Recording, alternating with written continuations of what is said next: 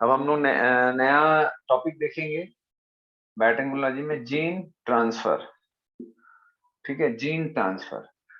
तो gene transfer हम किस किस तरीके से कर सकते हैं। अब जीन ट्रांसफर का मतलब क्या होता है कि भाई एक ऑर्गेनिज्म का जीन को किसी दूसरे ऑर्गेनिज्म में ट्रांसफर करना, या एक सेल के जीन को, ठीक है, वो मे बी सेम स्पीशीज हो या कोई डिफरेंट स्पीशीज हो, एक स्पीशीज या एक सेल के जीन को निकाल के हम किसी दूसरे सेल में ट्रांसफर करेंगे, इस टाइप के प्रोसेस को हम क्या बोलते हैं, जीन ट्रांसफर। तो क्या आप कोई एक ऐसा तरीका बता सकते हो या कोई एग्जांपल बता सकते हो जिसमें जीन ट्रांसफर होता है?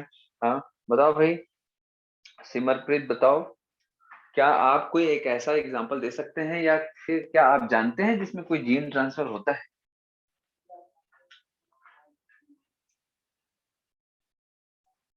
कोई भी? अनुराग, सिमर नहीं, अनुराग, अक्षत, क्या आपने अभी तक जीन ट्रांसफर होते देखा है, या आप ऐसा कुछ बता सकते हो जिसमें जीन ट्रांसफर किया जाता है, एक ऑर्गेनिज्म से दूसरे ऑर्गेनिज्म में जीन को ट्रांसफर किया जा रहा हो? सर कोई प्रोडक्शन भी? Of insulin injection.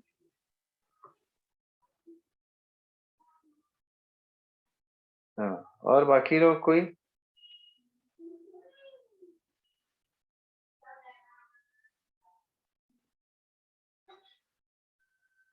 और कोई?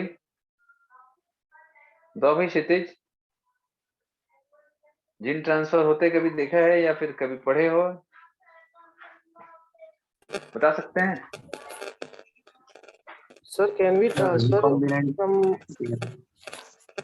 बेटा अभी तक आप लोगों ने जितना भी पढ़ा है ना, अभी जो पिछले क्लास में मैं पढ़ाया हूँ वो पूरा का पूरा जीन ट्रांसफर ही है। समझ आ रहा है? मैं भी आप लोगों को जो पिछले क्लास में बताया हूँ वो पूरा जीन ट्रांसफर ही तो है। जीन ट्रांसफर का मतलब क्या होता है? जीन ट्रांसफर का मतलब क्या होता है, ये एक ऑर्गेनिज्म है, ठीक है, ए ऑर्गेनिज्म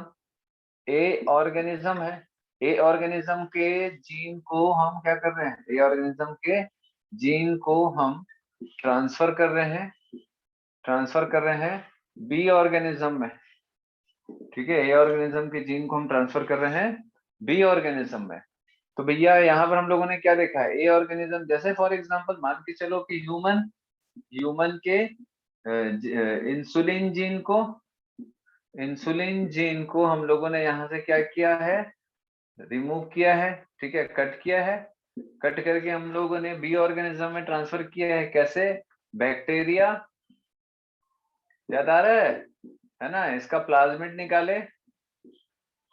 निकाले, इस जीन को कट करके हम लोगों ने क्या किया, प्लाज्मिड में डाल दिया। चलो ब्लैक कलर में बनाते हैं, ये प्लाज्मिड में डाल दिया, ठीक है। अब ये क्या हो गया, एक प्रकार से ये आरडीएनए। अब इस आरडीएनए को हम बैक्टीरिया में डाल दिए, ठीक है, आरडीएनए को बैक्टीरिया में डाल दिए। तो अब बताओ कि इंसुलिन का जीन जो है, इंसुलिन का जो जीन है वो ह्यूमन में से कहाँ चला गया, बोलो कहाँ चला गया? अदिति, सर बैक्टीरिया में। बैक्टीरिया में चला गया, ठीक है, समझ आ रहा बात? तो ये हम लोगों ने डायरेक्ट किया कि इनडायरेक्ट किया? डायरेक्ट हम लोग इसको उठा के डाल दिए क्या इस ऑर्गेनिज्म में, या इनडायरेक्टली ये हम पहले इसमें डाल दिए उसके बाद ये ऑर्गेनिज्म में चला गया? इसको ये ऑटोमेटिक पिकअप हो जाता है, छोटा छोटा ट्रांजिएंट फोर्स करेंगे तो ये पिकअप हो जाएगा ऑटोमेटिकली। ठीक है, हम लोग इस जीन को डायरेक्टली इस बैक्टीरिया के, मतलब इस एक बैक्टीरिया 1, ठीक है, से निकाला प्लाज्मिड, उसमें हम लोगों ने इस जीन को डाला और बैक्टीरिया 2 में डाल दिया। तो अब मुझे बताओ कि ये जो ऑर्गेनिज्म ए है, ठीक है, इसका जो ऑर्गेनिज्म बी है, दैट इज सेकंड बैक्टीरिया में जो हमारा जीन ट्रांसफर हुआ है, ठीक है, तो ये क्या डायरेक्ट हुआ है या इनडायरेक्ट हुआ होगा? डायरेक्ट गया, इनडायरेक्ट गया? कोई भी? Sir indirect. इनडायरेक्ट कैसे इनडायरेक्ट होगा? सर क्योंकि एक ऑर्गेनिज्म से पहले प्लाज्मिड लिया फिर दूसरे में डाला। हाँ, तो भैया सबसे पहली बात, ये जो जीन है इसको हम लोगों ने डायरेक्टली इसमें नहीं डाला है, है ना, क्योंकि ये पहला बैक्टीरिया से प्लाज्मिड लिया, फिर इस प्लाज्मिड को एज अ वेक्टर के रूप में यूज किया। इस वेक्टर में हम लोगों ने अपने डिजायर्ड जीन को, हमारा जो मनचाहा जीन है उसको इस प्लाज्मिड में हम लोगों ने क्या किया है, जोड़ दिया है। जोड़ने के बाद ये जो प्लाज्मिड है वो इस बैक्टीरिया में चला गया। अब इसका कल्चर होगा, कल्चर होगा तो बैक्टीरिया का क्या होगा बेटा, रेप्लिकेशन, मतलब बैक्टीरिया की कॉपी होगी, तो बहुत सारे जीन बनते जाएंगे। तो ये जो बैक्टीरिया, सेकेंड बैक्टीरिया है, इसमें ये जीन डायरेक्टली नहीं गया है, ऐसे घूम के गया है, तो इसीलिए ये इनडायरेक्ट मेथड है। तो जीन ट्रांसफर करने के दो अलग अलग तरीके होते हैं, एक इनडायरेक्ट मेथड होता है और एक डायरेक्ट मेथड होता है। ठीक है, तो इनडायरेक्ट मेथड का मतलब क्या होता है, किसी न किसी वेक्टर के थ्रू हम जीन को एक से दूसरे में ट्रांसफर कर। ठीक है, इनडायरेक्ट मेथड में क्या हो रहा है, हम जीन को किसी एक ऑर्गेनिज्म से, that is organism one like human से, हम किसी दूसरे ऑर्गेनिज्म में इस वेक्टर के through, plasmid as a vector के थ्रू हम क्या कर रहे हैं, हमारे जीन को किसी दूसरे ऑर्गेनिज्म में ट्रांसफर कर। समझ आ रहा है? कुछ डाउट है, जल्दी पूछो। सर हाँ बोलो। सर एक बैक्टीरिया के अंदर 2 प्लाज्मिड हो सकते हैं? वो कॉपी होगा तब होगा बेटा, अदरवाइज वो एक होगा। अगर वो कॉपी हो रहा है तो, मतलब कॉपी भी कब होगा, जब वो डिवाइड होना चाहेगा। ठीक है, अदरवाइज एक प्लाज्मिड होता है। अगर वो नॉर्मल है तो एक रहेगा, डिवीजन के समय वो अंदर में वो 2-3 भी हो सकता है। ठीक है,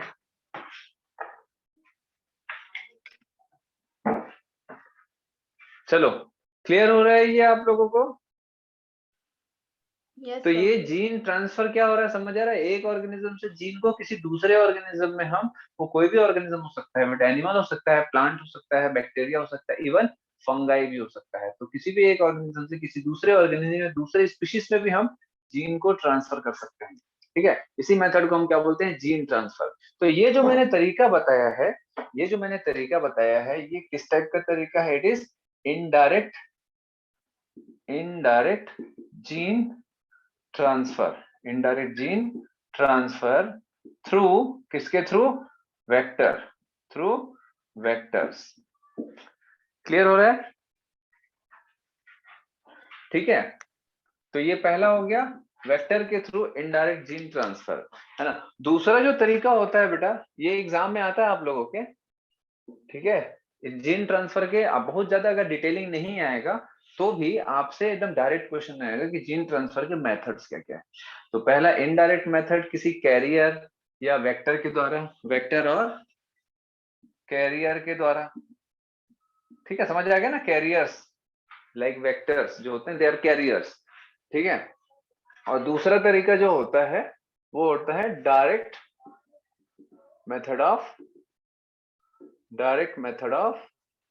gene transfer, direct method of gene transfer. Clear हो रहा है बेटा?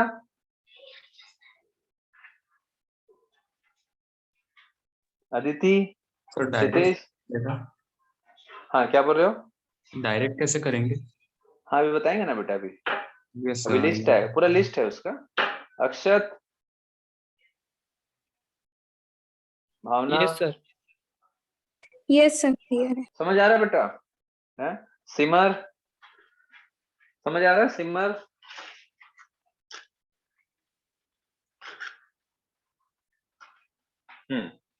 चलो, तो अब मैं इनडायरेक्ट मेथड, तो बेटा मैंने आप लोगों को पूरा बायोटेक्नोलॉजी जो है, दैट इज जेनेटिक इंजीनियरिंग, पूरा का पूरा बेस्ड है indirect method of gene transfer. Genetic engineering पूरा किस पे बेस्ड है? हम लोगों ने शुरू से अभी तक की पढ़ाई क्या है, indirect method of gene transfer ही तो पढ़ा है। ठीक है, that is cutting and pasting of gene, यहाँ से काटे यहाँ पर जोड़े, यहाँ से काटे यहाँ पर जोड़े, that is cutting and pasting. समझ आ रहा है बात? यही तो जेनेटिक इंजीनियरिंग का बेस होता है ना। और वही क्या होता है, that is indirect method of gene transfer. अब हम लोग क्या देखेंगे बेटा, direct method of gene transfer देखेंगे, क्या क्या होते हैं और कैसे होते हैं। अच्छा, आप लोगों ने आईवीएफ टेक्निक पढ़ा होगा? Yes sir. क्या होता है IVF? Sir in vitro fertilization. In vitro fertilization क्या हो, कैसे करते हैं? सर सर लेबोरेटरी में फर्टिलाइज स्पर्म्स और ओवम को फर्टिलाइज हम्म करवाते हैं। देखो, ये जैसे एग है ना, एग है, लेबोरेटरी में ये सारा चीज हो रहा है, है ना, इनडायरेक्ट जो रहता है इन विट्रो फर्टिलाइजेशन। लेबोरेटरी में जैसे फॉर एग्जांपल आईवीएफ हो रहा है, that is in vitro in vitro fertilization. ये एक एग्जांपल बता रहा हूँ बेटा आप लोगों को, ये एक एग्जांपल बता रहा हूँ, ठीक है। तो यहाँ पर क्या हो रहा है कि जैसे ये एक एग है, ये न्यूक्लियस है, स्पर्म जो है में भी जो भी एग है इसमें हमको अपना मनचाहा जीन भी ऐड करना है। तो हम अगर चाहें तो भाई ये जो स्पर्म है इसको डायरेक्टली हम ट्रांसफर करते हैं, ऐसा हम लोगों ने पढ़ा है कि नहीं, ये बताओ। कि हम सीधा इसका न्यूक्लियस को इसमें डाल देते हैं माइक्रोपिपेट के द्वारा, याद है आप लोगों को? मैंने ऐसा कुछ यस बताया था सर। कि भाई डायरेक्टली एग में माइक्रोपिपेट के थ्रू, ठीक है, ऐसा माइक्रोपिपेट के थ्रू, ये क्या है, ये माइक्रोपिपेट, ठीक है, माइक्रोपिपेट के थ्रू हम क्या करते हैं, स्पर्म न्यूक्लियस को डालते हैं, ठीक है, स्पर्म न्यूक्लियस को हम यहाँ पर क्या करते हैं, डाल देते हैं, ठीक है। तो जिससे क्या होगा बेटा, जिससे क्या होगा, फर्टिलाइजेशन के लिए स्पर्म को स्ट्रगल नहीं करना पड़ेगा, डायरेक्टली न्यूक्लियस अंदर चले जाएगा, फ्यूज हो जाएगा जाइगोट में। ये हम पहले पढ़ चुके हैं, आप पढ़ चुके हो, ठीक है। यही टेक्निक के द्वारा हम कुछ डिजायर्ड जीन या फिर क्या करते हैं बेटा कि जो एग है इसमें में भी डिफेक्टिव जीन होगा, तो हम क्या करते हैं, जेनेटिक इंजीनियरिंग के थ्रू इसी माइक्रोपिपेट के इस्तेमाल से अगर हम स्पर्म के न्यूक्लियस जेनेटिक मटेरियल के कलेक्शन को अगर डाल सकते हैं, तो हम कोई डिफेक्टिव जीन के बदले एक इफेक्टिव जीन या फिर जो हमारे काम का जीन है, में भी बहुत सारे डिसीज है जिसको हम आगे पढ़ेंगे, बहुत सारे जेनेटिक डिसऑर्डर्स होते हैं, उस जेनेटिक डिसऑर्डर के लिए जो डिफेक्टिव जीन के बदले, मतलब किसी ना किसी डिफेक्टिव जीन के कारण ही कोई जेनेटिक डिसऑर्डर होता है, आपको मालूम है। तो आजकल क्या होता है बेटा, जीन इंप्रूवमेंट होता है, ठीक है, बहुत सारी ऐसी बीमारियां होती हैं जिसमें जीन इंप्रूवमेंट करके उस बीमारियों को ठीक किया जाता है, कब से, एम्ब्रियोनिक स्टेज से, ठीक है। अभी हम आगे पढ़ेंगे इसमें वो कि या तो एग या तो जो अर्ली एम्ब्रियो होता है, या एग या फिर अर्ली एम्ब्रियो, आप लोगों ने अर्ली एम्ब्रियो पूरा पढ़ा है, मोरिबेला, ब्लास्टुला, गेस्टुला, सारा चीजें। तो ये जो अर्ली एम्ब्रियो होता है उसमें हम डिजायर्ड जीन जो कि सुधरा हुआ या जो इफेक्टिव जीन होता है, किसी बीमारी के बदले जो डिफेक्टिव जीन है उसके बदले कोई इफेक्टिव जीन को हम डायरेक्टली ऐसा ट्रांसफर करते हैं। तो ये क्या हुआ बेटा, ये डायरेक्ट जीन ट्रांसफर का एक तरीका हो, समझ आ रहा बात, डायरेक्ट जीन ट्रांसफर का एक तरीका हो गया माइक्रोपिपेट और माइक्रो इंजेक्शन, ठीक है। ये एक मैंने छोटा सा एग्जांपल बताया है कि भाई हम जो नॉर्मल डेली लाइफ में भी अगर आप पढ़ते हो तो ये जो ये हो रहा है ये सब क्या है, ये डायरेक्ट जीन ट्रांसफर का एक तरीका है। तो मैं आप लोगों को एक स्क्रीन शेयर करके दिखा रहा हूँ पूरा लिखने के बदले। ये दिख रहा है बेटा डायरेक्ट मेथड और वेक्टरलेस ट्रांसफर। इसमें आप लोग कुछ हेडिंग्स देख लो, ये हेडिंग्स काम के हैं, एग्जाम में डायरेक्टली हेडिंग्स भी आते हैं, electroporation, chemical mediated genetic transfer, microinjection, particle gun और ballistic method, liposome mediated gene transfer, है ना। तो इसको एक बार आप लोग जो है इस पूरे हेडिंग को एक बार आप पढ़ो पूरा, इसको डायरेक्टली याद रखना है। देखो उसको पूरा मैं बोर्ड पे लिखूंगा, टाइम वेस्ट होगा। इलेक्ट्रोपोरेशन में क्या हो रहा है बेटा, इलेक्ट्रोपोरेशन में टेम्पररी पोर्स कर रहे हैं प्लाज्मा मेम्ब्रेन में ताकि फॉरेन जीन की एंट्री हो सके। तो ये क्या कर रहे हैं हम लेबोरेटरी में, डायरेक्टली सेल में एक पोर्स बना रहे हैं, ठीक है, सेल मेम्ब्रेन में पोर्स बना रहे हैं ताकि कोई भी हमारा मनचाहा डिजायर्ड जीन की एंट्री हो सके डायरेक्टली सेल में, ठीक है। किसी वेक्टर की जरूरत नहीं है, यहाँ पर कोई प्लाज्मिड वलाज्मिड नहीं आ रहा है, सीधा सेल में छेद कर रहे हैं और वहां पर जीन की ट्रांसफर कर रहे हैं। ठीक सेकंड भी वैसे ही है, chemical mediated genetic transformation, it involve certain chemical such as PG, polyethylene glycol that help in the uptake of DNA, foreign DNA into host cell। तो यहाँ पर भी अगर आप देखोगे केमिकल के थ्रू हम क्या कर रहे हैं, सेल में छोटे छोटे छेद कर रहे हैं और सेल मेम्ब्रेन में अपटेक ऑफ फॉरेन डीएनए को बढ़ावा दे रहे हैं। कैसे बढ़ावा दे रहे हैं, या फिर प्रोसेस को हम एनहेंस कर रहे हैं, फास्ट कर रहे हैं अपटेक ऑफ जीन को बाय पीईजी, केमिकल के द्वारा। तो वो केमिकल मीडिएटेड जेनेटिक ट्रांसफॉर्मेशन होगी। तीसरा माइक्रो इंजेक्शन, जिसका मैंने एग्जांपल बताया, introduction of foreign gene into plant और animal cell using micropipette और ग्लास निडल। समझ आ रहा है बात आप लोगों को, अभी जो मैंने बताया है। तो इसमें भी कहीं पर भी प्लाज्मिड का या किसी भी वेक्टर की जरूरत नहीं पड़ रही है, डायरेक्ट हम जीन को ट्रांसफर कर रहे हैं। पार्टिकल गन और बैलिस्टिक मेथड, अब इसमें भी वही चीज हो रहा है। देखो आप लोग क्या कर रहे हैं, इसमें हम जो जीन होता है, जीन को क्या करते हैं बेटा, टंगस्टन या गोल्ड पार्टिकल से कोट करते हैं, एकदम फाइन टंगस्टन और गोल्ड पार्टिकल से हम जीन को क्या करते हैं, कोट करते हैं, कोटिंग करते हैं। और एक मशीन होती है जिसको बोलते हैं पार्टिकल गन और बैलिस्टिक गन। उस गन के द्वारा हम क्या करते हैं, जैसे गोली मारते हैं ना, जैसे गोली मारता है, ठीक है, किसी को, तो मान के चलो वैसे ही एक पार्टिकल गन होता है, ठीक है। उस गन के अंदर हमारा डिजायर्ड जीन होगा और उस जीन में हम टंगस्टन या फिर गोल्ड, जो भी मेटल सुटेबल होगा, उस मेटल के छोटे छोटे पार्टिकल्स को क्या करते हैं, जीन के साथ में मिक्स कर देते हैं, जिससे कि जब ये गन शूट करता है तो मेनली जो मेटल होता है टंगस्टन या फिर गोल्ड, उसके साथ में क्या होता है, जीन सीधा बाहर फेंका जाता है सेल में। तो ऐसा करके हम सेल के पास रख के उसको ऐसा बम्बार्ड करते हैं। मतलब जैसे ये सेल है, जैसे मान के चलो ये एक सेल है, ठीक है, ये एक सेल है। तो यहाँ पर जो मैं ऐसे हाइपोथेटिकल एक छोटा सा गन बना रहा हूँ, यहाँ पर से क्या करते हैं बेटा, ऐसे बम्बार्ड करते हैं पूरा, ठीक है। तो बम्बार्ड करते हैं का मतलब क्या होता है, ऐसे पूरा ऐसा बहुत सारा जीन को हम क्या करते हैं, शूट करते हैं। तो बहुत सारा जो जीन शूट होगा, तो जरूरी नहीं है कि हर एक जीन सीधा सेल के न्यूक्लियस में जाए। तो मे भी कुछ जीन क्या होते हैं बेटा, सेल के अंदर जाएंगे और वो न्यूक्लियस में डायरेक्ट एंट्री करेंगे। तो न्यूक्लियस में एंट्री होगा तो जो डिजायर्ड जीन है वो अपने जगह पे जाके जुड़ेगा और फिर जो भी उनका काम है वो काम करेगा। तो ये एक तरीका होता है डायरेक्टली हम जीन को ट्रांसफर करने, ठीक है। देन नेक्स्ट इसमें हम देखेंगे, आप लोगों के पास है वैसे ये notes, liposome mediated gene transfer. इसमें हम क्या कर रहे हैं बेटा, लिपिड बैग के साथ में डीएनए को एनक्लोज कर रहे हैं और ये लिपिड बैग को फ्यूज कर रहे हैं प्रोटोप्लास्ट के साथ में, ठीक है। तो लाइपोसोम क्या होता है बेटा,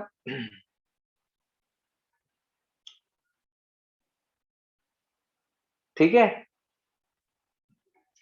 समझ आ रहा है आप लोगों को। लाइपोसोम फटेगा, लिपिड बैग से क्या क्या निकलेगा भाई, डीएनए निकलेगा और वो जो भी जीन है, ऑब्वियसली हम जीन को क्या कर रहे हैं, लाइपोसोम बैग में डाल रहे हैं।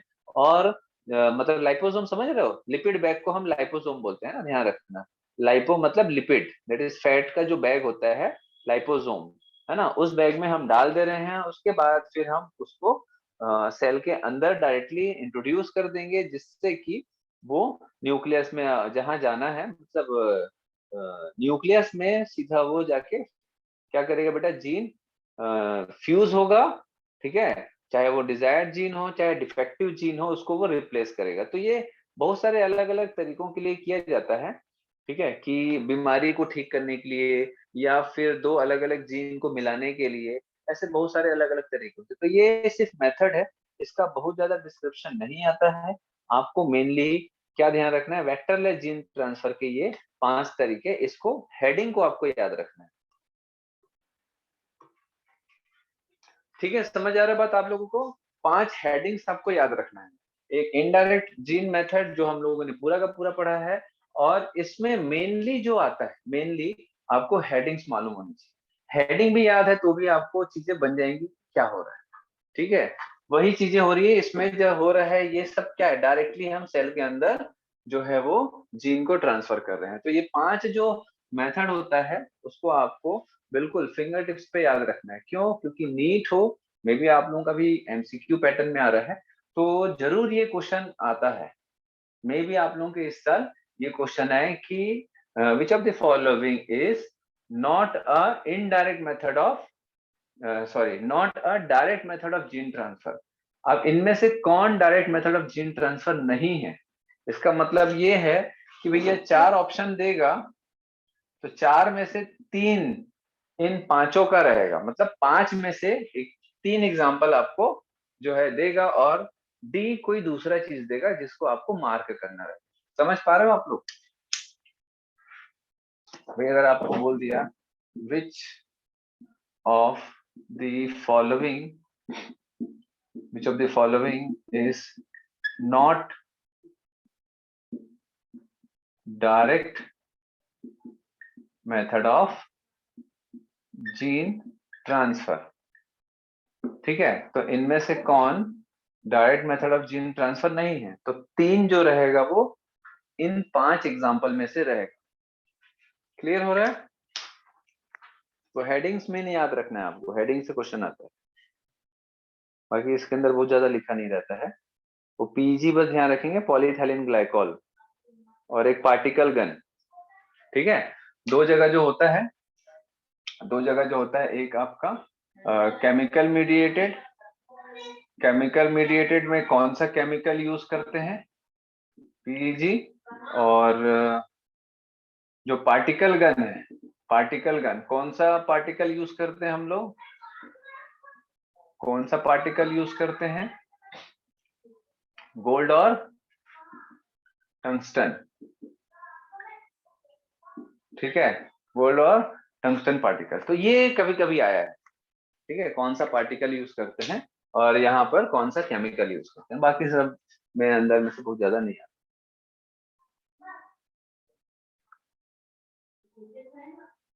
क्लियर है ये?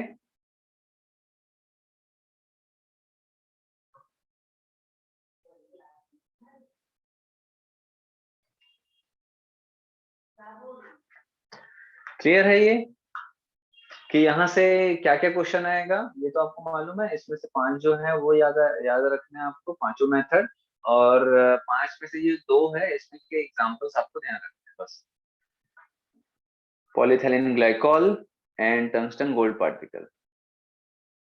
क्लियर है भाई? Yes sir. Yes sir.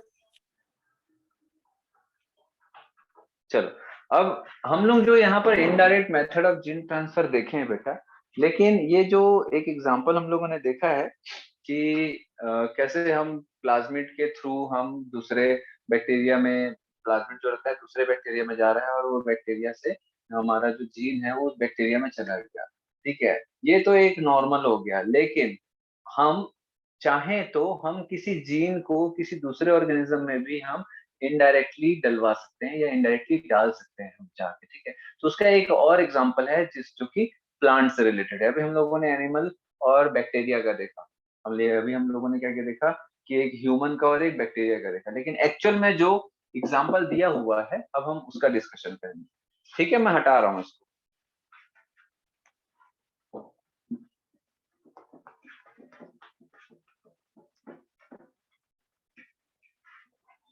अभी जो बताने जा रहा हूं, मान के चलो बेटा, वहां से नीट में पिछले 15 सालों से क्वेश्चन आ ही रहा है, ठीक है, नीट में पिछले 15 सालों से क्वेश्चन आ ही रहा है। अभी जो मैं डिस्कस करने वाला हूं, that is indirect method of gene transfer.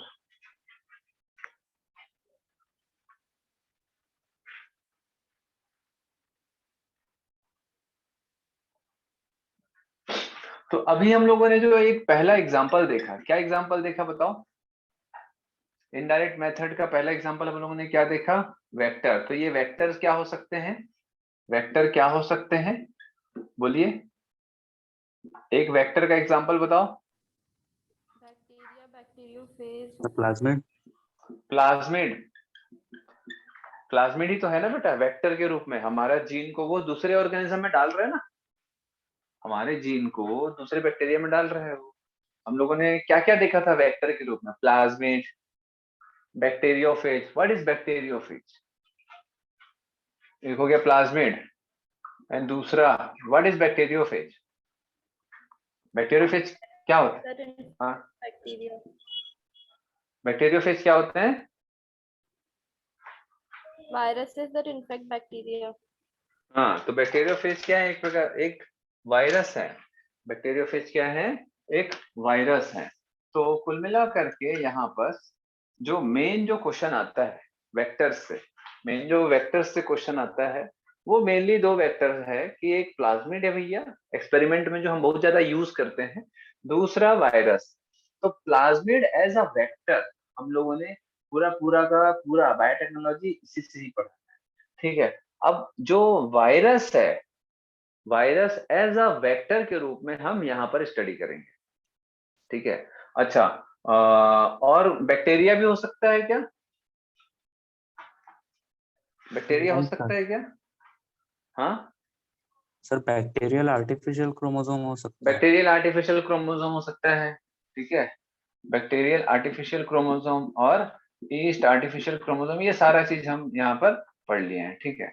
चलो, तो अब देखो बेटा, एक जो मैंने एग्जांपल आप लोगों को प्लाज्मिड का जो दे दिया है कि इंसुलिन वाला, लेकिन वो जो है ये मेरा अपना एग्जांपल है कि मैंने आप लोग को समझाने के लिए ऐसा बताया, ठीक है, कॉम्प्लिकेशन ना हो और हमको चीजें एकदम आसानी से समझ आ जाए।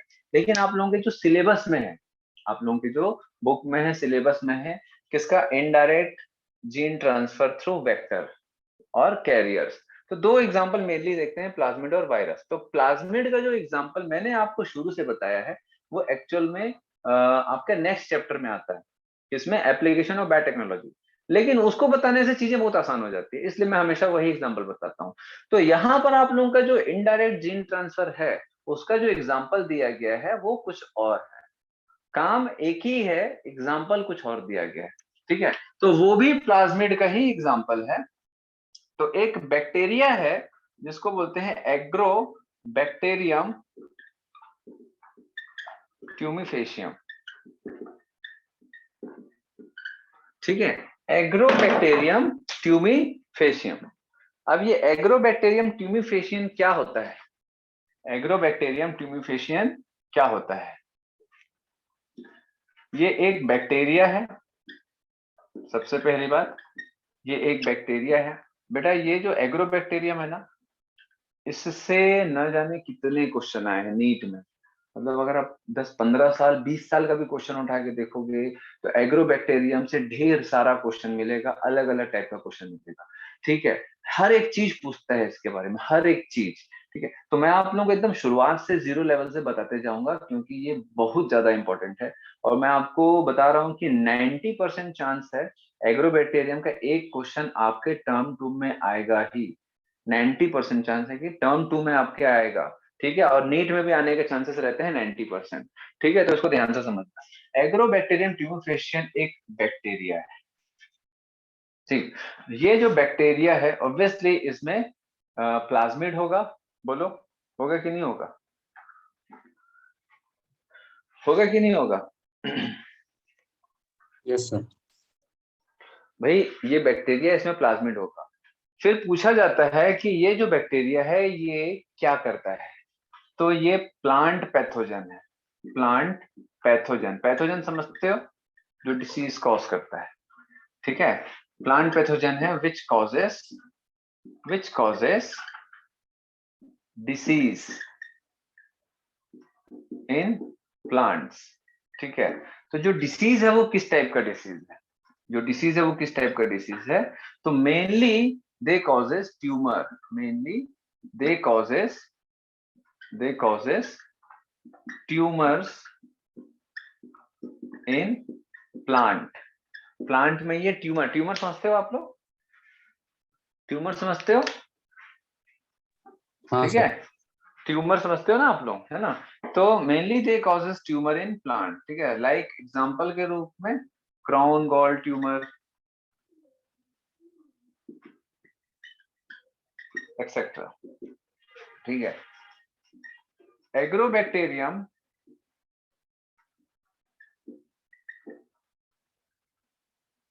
In fact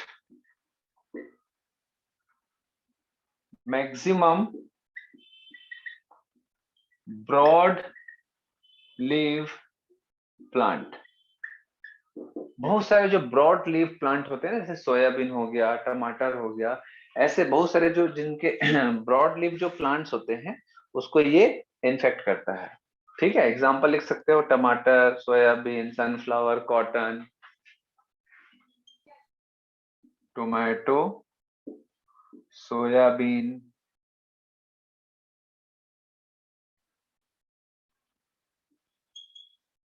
sunflower.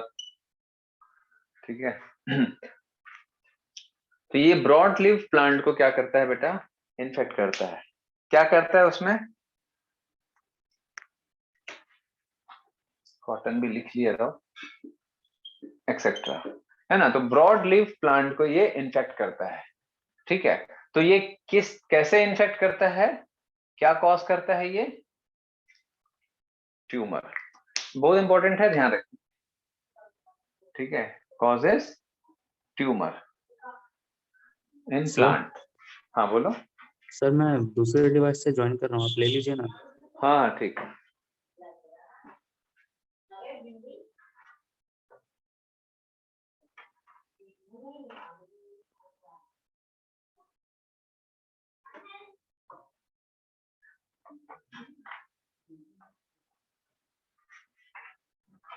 ठीक है, ठीक है, ज्वाइन हो गए? Yes sir. चलो।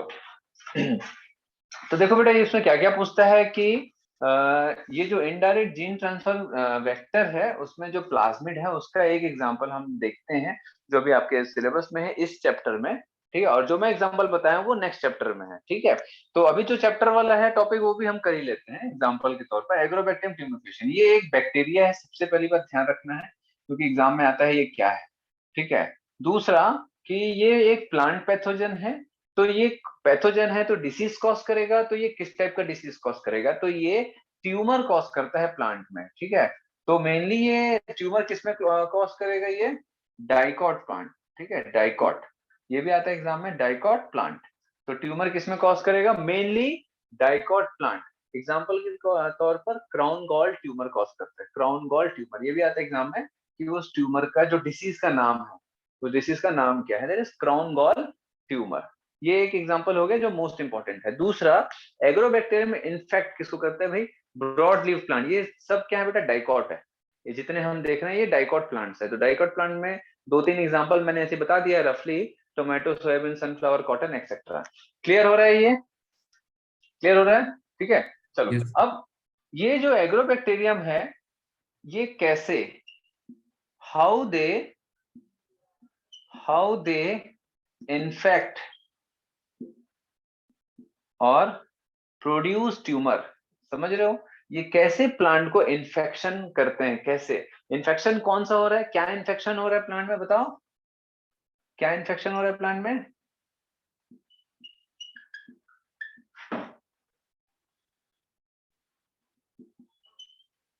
क्या कर रहा है बेटा? How they infect plants, that is produce tumour. तो ये एक क्वेश्चन हमेशा आता है कि भाई ये जो बैक्टीरिया है ये किसी भी प्लांट में कैसे ट्यूमर कॉज करता है, ट्यूमर कॉज करता है। समझ रहे हो ट्यूमर क्या होता है? जैसे कि ये एक लीव है, जैसे ये एक लीव है, तो ये लीव जो रहेगा इसमें ट्यूमर अगर हो जाएगा तो क्या होगा? ये ऐसा, ये लीव थोड़ा अजीब सा हो जाएगा, है ना ऐसे। तो इसका जो सरफेस है ये खराब हो जाएगा, सरफेस खराब हो जाएगा तो क्या होगा? फोटोसिंथेसिस नहीं कर पाएगा। ठीक है, नॉर्मल सेल लाइफ नहीं होगा, तो ये जो लीफ है धीरे से वो खत्म हो जाएगा और उस लीफ की डेथ हो जाएगी, आपको मालूम है। ठीक है, और ऐसा बीमारी अगर पूरे प्लांट में हो गया तो सारे लीफ खत्म हो जाएंगे, है ना। और उसके बाद वो प्लांट की डेथ हो जाएगी। तो क्राउन गॉल ट्यूमर कॉज कर रहा है, तो सबसे पहला जो सवाल आता है ना, कि ये कैसे इन्फेक्ट करता है प्लांट को। यही हमारा बायोटेक्नोलॉजी का एक मेन इंपॉर्टेंट एस्पेक्ट है। ठीक है, कि हम इनडायरेक्ट जीन ट्रांसफर कैसे कर सकते हैं आगे। अच्छा मुझे बताओ कि ये अगर ऐसा कर रहा है तो ये अच्छा है या बुरा है? अगर एग्रोबैक्टीरियम ये ऐसा कर रहा है तो ये अच्छा है या बुरा है? प्लांट के लिए तो बुरा है। प्लांट के लिए बुरा है, लेकिन क्या आप इसमें कुछ अच्छा चीज देख सकते हो अभी फिलहाल? यहां तक, यहां तक कुछ अच्छा देख पा रहे हो आप लोग? क्या आपको अपना कुछ फायदा दिख रहा है इसमें? बोलो। जीन ट्रांसफर हो रहा है। इसमें आपको अपना कोई फायदा नहीं दिख रहा है। जीन ट्रांसफर हो रहा है, ठीक है, ट्यूमर के लिए अपना ऐसा आपको नहीं दिख रहा है। जा रहा है मेरा आवाज आ रहा है मेरा? हाँ सर। इसको पहले ना आप लोग उतार लो, फिर मैं इसको मिटा रहा हूँ, फिर अपन देखेंगे। इसको पूरा मिटा रहा हूँ। हो गया? हटा दूं? हैंड रेस करो, सब लोग हैंड रेस करो। हो गया तो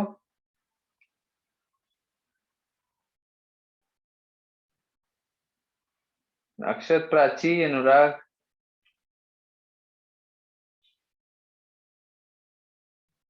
सो रहे हो आप लोग? अक्षत, प्राची, अनुराग, मैं हटा रहा हूँ। यस स्क्रीनशॉट लो फटाक से। ये सर, ले लिया मैंने। रिस्पॉन्स दिया करो बेटा सब।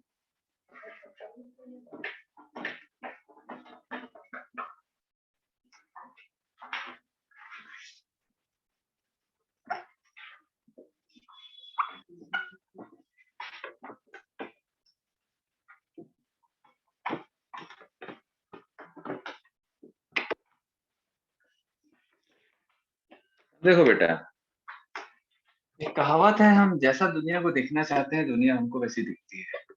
सुने हो आप लोग ये कहावत? Yes sir.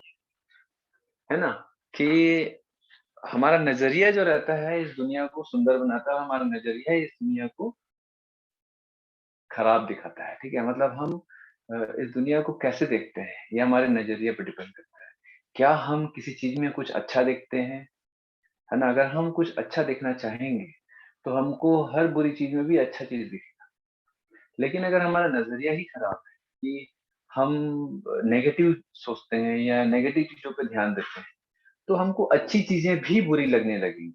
ठीक है, और एक चीज याद रखना, इंसान सफल तभी होता है या आगे तभी बढ़ता है जब वो विपरीत परिस्थिति या एडवर्स कंडीशन में भी कुछ अच्छा देखना चाहता है, कुछ अच्छा देखता है और कुछ अच्छा देखते रहना चाहता है।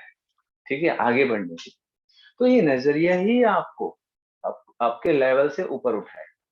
अब यहाँ पर अगर एक नॉर्मल हम देखें कि इसका जो प्रोसेस है ना, ट्यूमर कैसे कॉज कर रहा है, ये बहुत ही खराब चीज है ना। लेकिन अगर इसका एक प्रोसेस को अगर आप पूरे तरीके से जानोगे कि कैसे करता है, तो उसको देखेंगे कि जैसे ये एक प्लांट है, ठीक है, ये उसका लीफ है, ये एक लीव है, ठीक है। चलो अब ये एक बैक्टीरिया है, ये एक बैक्टीरिया है, that is Agrobacterium tumefaciens, tumefaciens, Agrobacterium tumefaciens. ये बैक्टीरिया जो है ये क्या करता है मैंने आपको बता दिया है। इसका एक प्लाज्मिड है। अब देखो बेटा, ये जो प्लाज्मिड है इसका एक पार्ट होता है, मैंने ब्लैक कलर का बनाया है। तो ये बैक्टीरिया का जो प्लाज्मिड है इसको मैं निकाल के बाहर दिखा रहा हूं। इसमें एक जीन होता है, इसमें एक जीन होता है, ठीक है। या फिर इसको अभी मैं हटा देता हूँ, ब्लैक से नहीं बनाता, ब्लू से ही बनाता हूँ। इसमें एक जीन होता है, इस जीन को, ये जो जीन है, ये जो जीन है, ये gene, this gene causes tumour in plant, tumours in plant. ठीक है, कोई भी जो ट्यूमर है वो क्या होता है, कोई भी ट्यूमर कैसे बनता है, ट्यूमर कैसे प्रोड्यूस होता है? Unwanted control of a normal cell. एक नॉर्मल सेल क्या करता है, सेल डिवीजन के प्रोसेस को फास्ट कर देता है। अनवांटेड फटाफट वो सेल डिवीजन करते जाता है, उस पर उसका कंट्रोल नहीं होता है, तो भाई सेल डिवीजन फटाफट होते जाएगा तो एक ट्यूमर बनते जाएगा। आप सब पढ़ चुके हो ह्यूमन हेल्थ एंड डिसीजेस में। ठीक है, तो ये जो बैक्टीरिया है ये क्या करता है बेटा, ये अटैक करता है, इस लीफ पर अटैक करेगा। ठीक है, इस लीफ पर अटैक करेगा। अटैक करने के बाद क्या करेगा, ये जो जीन है ये क्या कर रहा है, ट्यूमर इंड्यूसिंग जीन। ये किस टाइप का जीन है, ट्यूमर इंड्यूसिंग जीन। ठीक है, इसको शॉर्ट में हम TI भी बोलते हैं। क्या बेटा, ये ट्यूमर इंड्यूसिंग जीन है। तो ये जो प्लाज्मिड है इसको हम इसीलिए ट्यूमर इंड्यूसिंग प्लाज्मिड भी बोलते हैं, क्योंकि ये प्लाज्मिड क्या करता है, ट्यूमर को इंड्यूस करता है। अब जैसे फॉर एग्जांपल के तौर पर ये जो लीव है इसका हम एक टिश्यू को देखेंगे, छोटा सा टिश्यू को देखेंगे, तो ये यहाँ पर मान के चलो कि भाई यहाँ पर ये टिश्यू है, ठीक है, ये टिश्यू है, ये टिश्यू है, ठीक, समझ पा रहे हो आप लोग, ये टिश्यूज हैं, ये बहुत सारे सेल्स हैं। तो अब ये जो जो बैक्टीरिया है इस सेल पे अटैक करेगा, अटैक करने के बाद क्या करेगा, दे ट्रांसफर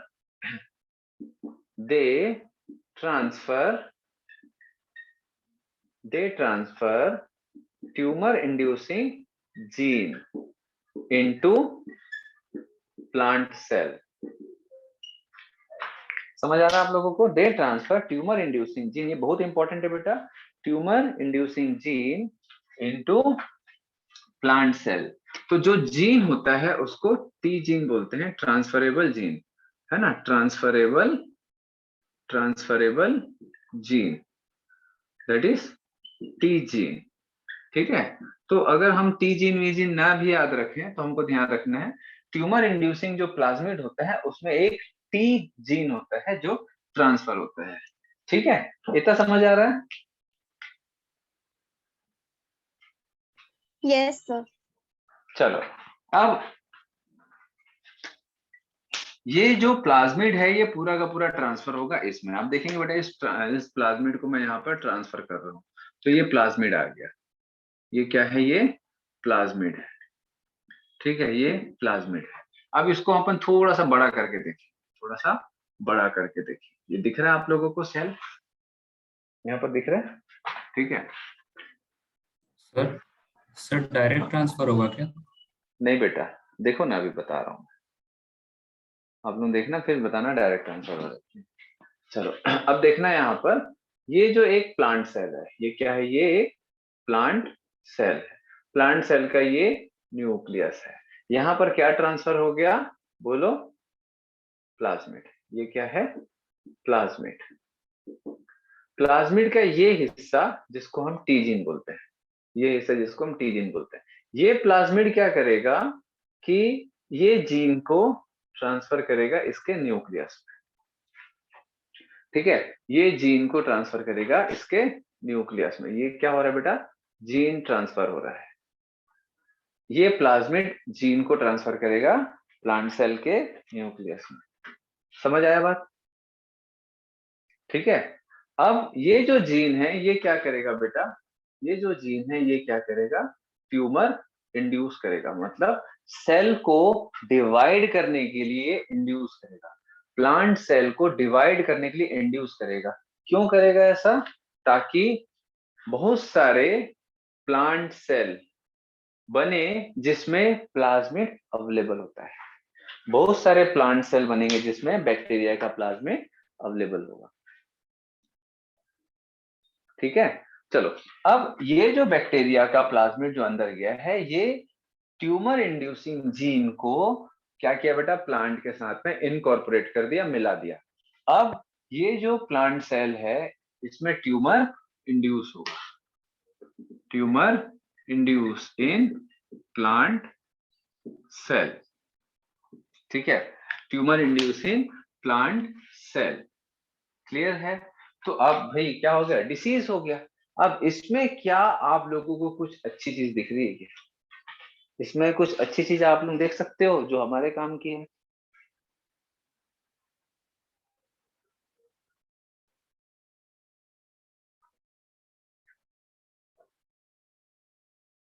नहीं समझ रहा। नहीं समझ आ रहा, देखो अब मैं आपको एक चीज समझाता हूँ। इमेजिन करो कि कोई एक ऐसा बैक्टीरिया, कोई एक ऐसा प्लांट है जो बहुत सारे कीड़ों से जिसको नुकसान पहुंचता है, जैसे आप लोगों ने अभी खेतों को नुकसान पहुंचने, टिड्डी ये समझते हैं ना आप लोग, बहुत सारे जो इंसेक्ट्स होते हैं वो क्या करते हैं बेटा, खेतों को पूरा खा जाते हैं, ऐसा न्यूज पढ़े हो आप लोग? Yes sir. है ना। तो आपको बता दूं कि जो और खेतों में कीड़े मारने की दवा छिड़कते हैं, मालूम है आप लोगों को? सुने हो आप Yes, लोग? sir. ठीक है, तो कीड़े से ज्यादा नुकसान उसका लार्वा करता है। क्या बोला मैंने? कीड़े से ज्यादा नुकसान उसका लार्वा करता है। ठीक है, तो मेनली जो छिड़कते हैं वो क्या करते हैं, वो लार्वा को मारने के लिए होते हैं, कीड़े को भी मारा जाता है। तो ये कीड़े मरते कैसे हैं? आपको मालूम है कि खेतों में जो फसल में जो कीड़े मारने का जो केमिकल है, दवा है, जहर है, उसको छिड़का जाता है। आप जो भी खाते हो ना, भाजी वाजी ये सब में भी कीड़े मारने की दवा छिड़कते हैं। तो इससे वो कीड़े कैसे मरते हैं मालूम है आपको? No, sir. नहीं मालूम है? भाई यहाँ पर क्या होगा, कीड़ा जो है कीड़ा जो है इस पत्ते को खाएगा और इस पत्ते में केमिकल छिड़का गया है, इस पत्ते में केमिकल छिड़का गया है। तो जैसे ही ये कीड़ा इस केमिकल वाला जो पत्ता है उसको खाएगा, तो केमिकल उसके पेट में जाएगा और उसकी डेथ हो जाएगी। ठीक है, तो ऐसे कीड़े मारने की दवा का इस्तेमाल किया जाता है। ठीक है, लेकिन भैया ये तो हमारे लिए बहुत हार्मफुल है, ये तो हमारे लिए बहुत हार्मफुल है। ठीक है, तो हम क्यों ना एक ऐसा प्लांट बना दें, क्यों ना हम एक ऐसा प्लांट बना दें जिसमें हमको कीड़े मारने की दवा की जरूरत ना पड़े। तो कीड़े मारने की दवा की जरूरत ना पड़े, इसीलिए हम प्लांट को जेनेटिकली मॉडिफाई कर देंगे और उस पत्ते में ऑलरेडी जहर रहेगा, उस पत्ते में ऑलरेडी वो केमिकल रहेगा जो उस पर्टिकुलर कीड़े को मारने के लिए काफी है।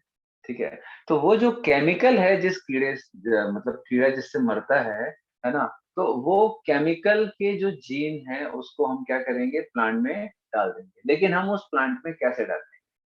ठीक है? तो यही सब का जो इस्तेमाल है उसको हम इस टेक्निक से किया जाता है। तो पहले आप लोग इस पूरा का पूरा प्रोसेस को एक बार देख लो, फिर इसके बाद मैं बताऊंगा कि हम इस टेक्निक का इस्तेमाल एग्रीकल्चर में कैसे करते हैं, या एक्चुअल में आप लोगों के ये नेक्स्ट टॉपिक में आता है। ये समझ आ रहा है आप लोगों को कि ये जो बैक्टीरिया है ये क्या कर रहा है, ये जीन को, इसका जो प्लाज्मिड है अपना कुछ जीन के पार्ट को क्या कर रहा है बेटा, इस होस्ट प्लांट में क्या कर रहा है, ये जो प्लांट है उसके सेल में इनकॉर्पोरेट कर दे रहा है, और ये जो जीन है ये प्लांट सेल में ट्यूमर इंड्यूस हो रहा है। तो अभी अभी हम थोड़ी देर पहले हम लोगों ने क्या देखा था कि हमारा जो जीन है, हमारा जो इंसुलिन वाला जीन था, उस इंसुलिन वाले जीन को प्लाज्मिड ने क्या किया था, प्लाज्मिड के द्वारा हम लोगों ने क्या किया था, एक बैक्टीरिया में डाला था। ठीक है, हम लोगों ने भी थोड़ी देर पहले क्या देखा कि भैया जो हमारा रिकॉम्बिनेंट डीएनए है ना, रिकॉम्बिनेंट डीएनए, इसमें हमारा इंसुलिन का ये जीन था। ये इंसुलिन के जीन को हम लोगों ने बाहर से निकाल के, ह्यूमन से निकाल करके हम लोगों ने इस प्लाज्मिड में डाला था, और इस प्लाज्मिड को हम लोगों ने क्या किया था, इस बैक्टीरिया में डाल दिया था। अब इस बैक्टीरिया में आने के बाद ये बैक्टीरिया जो रहता है मल्टीप्लाई होगा, और हमारा जो जीन है वो अलग अलग बैक्टीरिया में, इससे जो कॉपी हुआ है, इससे जो रिप्रोड्यूस होगा, सारे बैक्टीरिया में हमारा प्लाज्मिड पाया जाएगा। ठीक है, तो कुल मिलाकर के हम लोगों ने यहाँ पर क्या किया था कि हम जीन को सिर्फ इस प्लाज्मिड में डाल दिए थे, और ये प्लाज्मिड फिर हमारे जीन को एक दूसरे ऑर्गेनिज्म में ऑटोमेटिक डाल दिया, या ये जीन हमारे दूसरे ऑर्गेनिज्म में ऑटोमेटिक चला गया। तो प्लाज्मिड के थ्रू हमने अपना इंसुलिन के जीन को इस सेल में ट्रांसफर कर दिया। क्या बोला मैंने? प्लाज्मिड के द्वारा ये इंसुलिन के जीन को हम दूसरे ऑर्गेनिज्म में ट्रांसफर कर दिया। इतना समझ आ गया? सेम वही काम प्लाज्मिड के द्वारा ये ट्यूमर कॉजिंग जीन को ये प्लाज्मिड क्या कर रहा है, इस प्लांट सेल में ट्रांसफर कर रहा है। तो यहाँ पर कोई ह्यूमन एफर्ट लग रहा है क्या? यहाँ कोई ह्यूमन एफर्ट लग रहा है? No, sir. ये तो बेटा नेचुरल हो रहा है। समझ आ रहा है बात? ये नेचुरल हो रहा है ये। हाँ बोलो। तो मतलब ये जो डीएनए है ये रिकॉम्बिनेंट नहीं है, मतलब नेचुरली है उसमें नहीं नहीं, पहले। ये नेचुरल है, ये नेचुरल है बेटा। ठीक है, ये यस। नेचुरल है। हाँ, ये जो एग्रोबैक्टीरियम ट्यूमोफेशियन है ये प्लांट पैथोजन है। मैंने आपको वही शुरू में बताया ना, एक प्लांट पैथोजन है। ये डिसीज कॉज करता है ट्यूमर के थ्रू, मतलब किसी प्लांट में ट्यूमर कॉज करेगा। तो अब मैंने सेकेंड फेज में क्या बताया आपको कि वो ट्यूमर कैसे कॉज करता है। तो ये जो एग्रोबैक्टीरियम है इसके पास कुछ ऐसे जीन होते हैं जो ट्रांसफरेबल है, जो ट्रांसफरेबल है और ट्यूमर इंड्यूस कर सकते हैं। तो ये एग्रोबैक्टीरियम का जो प्लाज्मिड है, इस प्लाज्मिड का ये जो जीन है जो ट्यूमर कॉज करता है। ये प्लाज्मिड क्या होगा बेटा, इस प्लांट सेल में इस ट्यूमर कॉजिंग जीन को देखो ट्रांसफर कर दिया। ये जीन क्या करेगा, प्लांट के सेल में ट्यूमर को इंड्यूस करेगा और फटाफट सेल डिवीजन स्टार्ट करवा देगा, जिससे कि प्लांट को एक बीमारी हो जाती है, दैट इज ट्यूमर। समझ आया बात इतना? Aditi, Yes, sir. Yes, sir. पलक, नीलम, Yes, भावना, sir. भावना समझ आ रहा है? ये सब नेचुरल Yes, हो रहा है sir. भैया।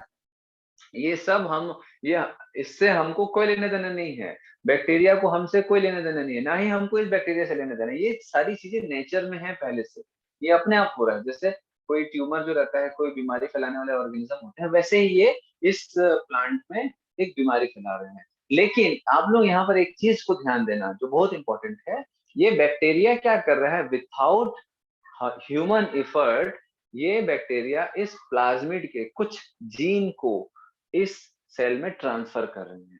सेम काम हम लोग बहुत लंबे चौड़े जेनेटिक इंजीनियरिंग के थ्रू करते हैं। जो काम हम बहुत लंबे चौड़े, ठीक है, कॉस्टली, जेनेटिक इंजीनियरिंग के लिए जो भी होता है वो बहुत कॉस्टली होता है, ठीक है। तो बहुत ही कॉस्टली जेनेटिक इंजीनियरिंग प्रोसेस के थ्रू हम एक जीन को प्लाज्मिड में डालते हैं, देन प्लाज्मिड फिर एक दूसरे बैक्टीरिया में जा पाता है। ये बहुत ही लंबा प्रोसेस होता है, जिसको मैंने अभी 3 स्टेप में बता दिया है। तो कुल मिलाकर के हमारा जो डिजायर्ड जीन है वो प्लाज्मिड के द्वारा एक दूसरे ऑर्गेनिज्म में जा रहा है। ये एक ह्यूमन के द्वारा जेनेटिक इंजीनियरिंग का प्रोसेस है। सेम प्रोसेस ये एग्रोबैक्टीरियम नेचुरली करता है, ठीक है। इसीलिए एग्रोबैक्टीरियम ट्यूमिफिकेशन को नेचुरल जेनेटिक इंजीनियर बोला जाता है। इसीलिए इसको क्या बोलते हैं, नेचुरल जेनेटिक इंजीनियर। समझ आया बेटा, नेचुरल जेनेटिक इंजीनियर क्यों बोलते हैं? Sir, Yes, sir. हाँ बोलो। सर जेनेटिक इंजीनियरिंग में तो किसी का जीनोटाइप बदलते हैं ना, रिकॉम्बिनेंट बनाता है, ये तो कुछ नहीं हो रहा है यहाँ पे वैसा। जेनेटिक इंजीनियरिंग में हम लोगों ने यहाँ पर क्या देखा, एक चीज ध्यान देना, कटिंग एंड पेस्टिंग। एक जगह से उठाए, जीन को काटे और किसी दूसरे ऑर्गेनिज्म में डाल दिए। ये लाइन मैं 5 बार बोला हूँ पूरे जेनेटिक इंजीनियरिंग में, ये चीजें मैं बहुत बार बोला हूँ। इसका यही मतलब होता है, जेनेटिक इंजीनियरिंग में सिंपली हम एक जीन को उठाते हैं, एक ऑर्गेनिज्म से दूसरे ऑर्गेनिज्म में डालते हैं। यहाँ पर क्या हो रहा है, ये एक ऑर्गेनिज्म है, यहाँ से जीन उठा और दूसरे ऑर्गेनिज्म में डाल दिया, दैट इज यहाँ से काटा, यहाँ पेस्ट। समझ आ रहा बेटा? तो ये चीज तो हम प्रोसेस के थ्रू कर रहे थे आर्टिफिशियली, ये चीज ये नेचुरल हो रहा है, इसीलिए इसको नेचुरल जेनेटिक इंजीनियर बोलते हैं। लेकिन हम इसको यहाँ पर क्यों पढ़ रहे हैं, सबसे बड़ा सवाल यहाँ पर क्यों पढ़ रहे हैं? क्योंकि हम ये जो नेचुरल जेनेटिक इंजीनियर है इसका हम फायदा उठा सकते हैं, ठीक है। और इसका हम बहुत बड़े बड़े प्लांट लाइक कॉटन प्लांट को कीड़ों से बचाने के लिए, या बहुत सारे जो अलग अलग वेजिटेबल्स हैं, बहुत सारे जो इकोनॉमिकली इंपॉर्टेंट जो प्लांट्स होते हैं, ठीक है, जो हमारे फायदे के होते हैं, उनको कीड़ों से बचाने के लिए ये प्रोसेस अपनाते हैं हम, जिसमें केमिकल जो फर्टिलाइजर्स, सॉरी, केमिकल पेस्टिसाइड्स का यूज हम कम से कम कर सकें, ठीक है, जिसको मैं आगे बताऊंगा। तो सिंपली ये वाला बस प्रोसेस आप लोग ध्यान रखो, फिर एप्लीकेशन ऑफ जेनेटिक इंजीनियरिंग जब आएगा तो इस प्रोसेस को मैं वहां पर क्लब कर दूंगा सेकेंड प्रोसेस, ठीक है, एप्लीकेशन ऑफ जेनेटिक इंजीनियरिंग में। तो ये समझ आ रहा है बेटा? हम यहाँ पर क्या करेंगे मालूम है, आगे चल के मैं आपको यही बता दे रहा हूँ, आगे चल के हम ये जो जीन है ना बेटा, इसको चेंज कर देंगे। ये जो जीन है ना, जो क्या कर रहा है, ट्यूमर कॉज कर रहा है, ये जीन को हम काट के हटा देंगे इस बैक्टीरिया का, और हमारा मनचाहा जीन डाल देंगे। और मनचाहा जीन डालने के बाद हम उस मनचाहा जीन को इस प्लांट में इंट्रोड्यूस करा सकते हैं ऑटोमेटिकली। समझ आ रहा बात? बस यहाँ बस हमको उसको चेंज करना है, इसका कल्चर करना है, इस बैक्टीरिया को छिड़क देना है, फिर ये ऑटोमेटिक यहाँ पर डालेगा। अगर हम अपना मन चाह कुछ बेनिफिशियल जीन को यहाँ डालेंगे, कहाँ पर, इस जीन के बदले, तो मुझे बताओ कि ये बैक्टीरिया इस बेनिफिशियल जीन को इस प्लांट में ट्रांसफर करेगा या नहीं?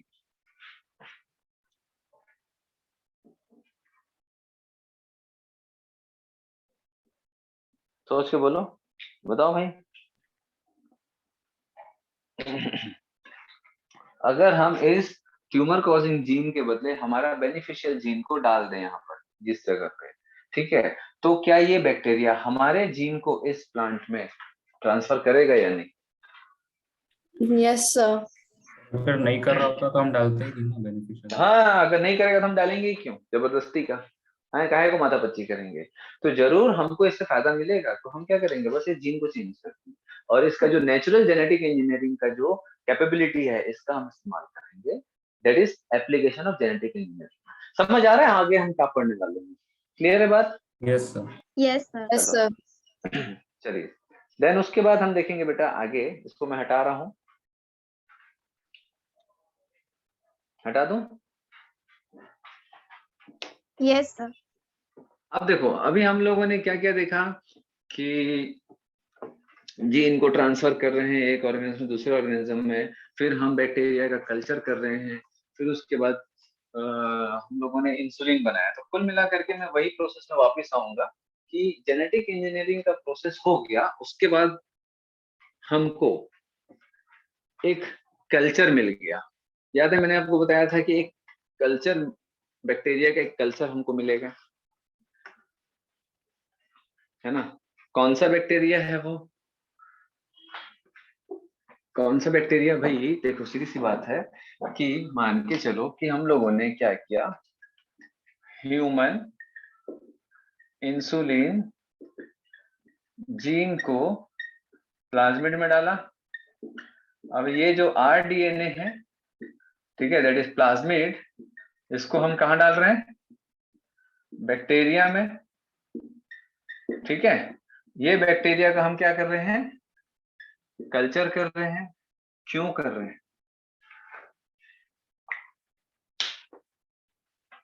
क्यों कर रहे हैं? वाई? क्यों करेंगे? इंसुलिन बनाने के लिए। हाँ भाई, सीधी सी बात है, जिसका जीन डालेंगे हम वही प्रोडक्ट तो बनाना चाहते हैं। तो ये इसीलिए बना रहे हैं ताकि हम क्या कर सकें, ऑब्टेनिंग फॉरेन जीन प्रोडक्ट। समझ आया ये heading, for obtaining foreign gene product. तो ये कौन सा है भैया, इसमें फॉरेन जीन कौन सा है, इस बैक्टीरिया में फॉरेन जीन कौन सा है? इंसुलिन का जीन। इंसुलिन का gene is a foreign gene. तो फॉरेन जीन क्यों डाले हैं, क्यों डाले? ये जीन जो प्रोडक्ट बनाता है वही प्रोडक्ट हम लैब में या फिर इंडस्ट्रीज में बना सके। क्लियर हो रहा है बेटा सबको? समझ आ रहा है ये प्रोसेस, ये हेडिंग है ना, ऑब्टेनिंग फॉरेन जीन प्रोडक्ट। तो एकदम सिंपल है। आप लोग एक्चुअल में जो लास्ट की चीज है उसको पहले पढ़ चुके हो। मैं सच बताऊं तो लास्ट की चीज को आप पहले पढ़ चुके हो। तो हम लोगों ने सारा चीज किया, जेनेटिक इंजीनियरिंग, जेनेटिक इंजीनियरिंग के थ्रू हम लोगों ने क्या बना दिया, आरडीएनए। आरडीएनए को हम लोगों ने बैक्टीरिया में डाल दिया। बैक्टीरिया में डालने के बाद हम लोगों ने उनका कल्चर किया। कल्चर करने के बाद हम लोग क्या करेंगे बेटा, प्रोडक्ट बनाएंगे। तो कैसे बनाएंगे ये मैंने बताया है कि ये तो पहले हो गया भाई, एक छोटा सा टेस्ट ट्यूब में, मान लो टेस्ट ट्यूब है, टेस्ट ट्यूब में हम लोगों ने एक कल्चर कर दिया। कल्चर करने के बाद फिर अगर हमको मालूम है कि ये बैक्टीरिया जो है वो हमारा है, हम लोगों ने जो बैक्टीरिया है, जो मॉडिफाइड बैक्टीरिया है, उसको सेपरेट करने के लिए हम लोगों ने बहुत सारे मेथड अपनाए। 2 मेथड अपनाए, याद है आप लोगों को, एंटीबायोटिक रेजिस्टेंट, है ना। एंटीबायोटिक से रेजिस्टेंट वाले जीन को हम लोगों ने किया। क्या टेस्ट था वो, बताओ भाई? Colour reaction. Colour reaction. Colour reaction से पहले क्या कर रहे थे हम लोगों ने? Selectable markers. Selectable marker. वो एंटीबायोटिक रेजिस्टेंस देखने के लिए हम लोगों ने सेलेक्टेबल मार्कर का इस्तेमाल किया, ठीक है। उसके बाद हम लोगों ने कलर रिएक्शन का इस्तेमाल किया, जिससे कि हमको क्या मिल गया, जिससे कि हमको हमारा जो मॉडिफाइड बैक्टीरिया है वो हमको मिल गया। समझ आ रहा बात? ठीक है। तो अब जो ये जो टेस्ट ट्यूब में हमको हमारा जो बैक्टीरियल कल्चर है ये मिल गया। अब इससे हमको प्रोडक्ट बनाना है। तो हम क्या करेंगे बेटा, एक लार्ज वेसल लेंगे, बहुत सारे बड़े बड़े लार्ज वेसल्स लेंगे, लार्ज वेसल्स लेंगे, ठीक है। तो जो लार्ज वेसल है वो 100 to 1000 लीटर्स का होता है। याद है मैंने बताया था आप लोगों को एक कहानी कि अगर हमको इंसुलिन बनाना होगा एनिमल से निकालना होगा तो एक कई 100 एकड़ का फार्म लेना पड़ेगा, फिर उसमें कई हजारों लाखों एनिमल्स पालने पड़ेंगे, फिर उनके पेनक्रियास से इंसुलिन निकालना पड़ेगा, कितना कॉस्टली हो जाएगा। और अगर हम वही जेनेटिक इंजीनियरिंग का इस्तेमाल करेंगे तो 1000 फीट का छोटा सा जो घर एक होता है, उतने बड़े एरिया में भी हम एक 500,000 लीटर के टैंक में हम बहुत सारा इंसुलिन बना सकते हैं। याद आ रहा है आप लोगों को, मैंने एक कहानी समझाया था आप लोगों को, कैसा होगा तो वैसा होगा। याद आ रहा है कि नहीं है? Yes sir. Yes sir. याद आ रहा है सबको, है ना? तो बेटा ये वही चीज है, कल्चर बनाया, कल्चर बनाने के बाद लार्ज वेसल में हम लोगों ने कौन कौन सा 100 to 1000 लीटर के बड़े बड़े ड्रम में, ठीक है, लार्ज वेसल्स में हम लोग क्या करेंगे, इस कल्चर को डालेंगे और इस लार्ज वेसल में हम बहुत सारा न्यूट्रिएंट डालेंगे। याद है मैंने बताया था, शुगर कंटेंट डालेंगे, न्यूट्रिएंट डालेंगे, विटामिन डालेंगे, मिनरल्स डालेंगे, ठीक है। और ये जो बड़े बड़े जो वेसल्स हैं बेटा, बड़े बड़े जो वेसल्स हैं, है ना, ये जो लार्ज वेसल्स हैं, इसमें हम इस कल्चर मीडियम को डाल देंगे और न्यूट्रिएंट डालेंगे। इसमें हम क्या करेंगे, न्यूट्रिएंट डालेंगे, ठीक है, पीएच मेंटेन करेंगे, टेम्परेचर मेंटेन करेंगे, ठीक है, समझ आ रहा बात? तो ये सारा चीज को हम मेंटेन करेंगे। ये जो लार्ज वेसल होता है इसको हम बोलते हैं बायोरिएक्टर्स। Bio reactors. अब बायो रिएक्टर्स क्यों बोलते हैं? क्योंकि इसमें बायोलॉजिकल प्रोसेस हो रहा है, क्या? सेल डिवीजन, बैक्टीरिया का कल्चर हो रहा है ना, और उसमें हम न्यूट्रिएंट्स डाल रहे हैं, उसका ग्लूकोज वगैरह, है ना, पीएच मेंटेन करके रखेंगे और टेम्परेचर को भी ऐसा रखेंगे कि बैक्टीरिया तेजी से मल्टीप्लाई कर सके, ठीक है। तो बैक्टीरिया जितनी तेजी से मल्टीप्लाई करेगा उतनी तेजी से वो हमारा प्रोडक्ट बनाएगा, दैट इज इंसुलिन बना के देगा, ठीक है। तो ये जो बड़े बड़े वेसल्स होते हैं जिसमें टेम्परेचर, पीएच, न्यूट्रिएंट सबको मिला जुला के बैक्टीरिया के साथ में रखा जाता है, इसको हम बायोरिएक्टर्स बोलते हैं। एग्जाम में 50 बार क्वेश्चन आ चुका है, व्हाट इज बायोरिएक्टर्स। समझ आ गया आप लोगों को बायोरिएक्टर्स क्या होता है? ठीक है। अब इस बायोरिएक्टर से हमको क्या मिलेगा बेटा? इंसुलिन। हमको इंसुलिन जो रहता है ऑब्टेन होगा, या फिर कोई भी प्रोडक्ट, नॉट ओनली इंसुलिन, जो भी प्रोडक्ट हम बनाएंगे वो हमको ऑब्टेन होगा। क्लियर हो रहा है ये बात? ठीक है, that is obtaining foreign gene product. ये तो हेडिंग था हमारा, ये सब तो आप बहुत पहले पढ़ चुके हैं। हटा दो। Yes sir. अब देखो बेटा, इसमें जो एक और हेडिंग आता है आपका मेन, उसको मैं यहां पर लिखूंगा लेफ्ट साइड में।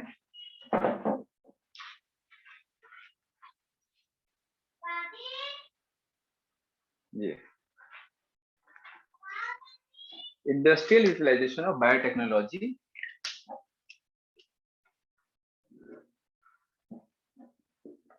Industrial utilization of biotechnology involves 3 steps। ठीक है, मैं लिखूंगा तो आप लोगों को काफी कुछ समझ आ जाएगा। दिख रहा है ना ये कि कट रहा है? दिख रहा है?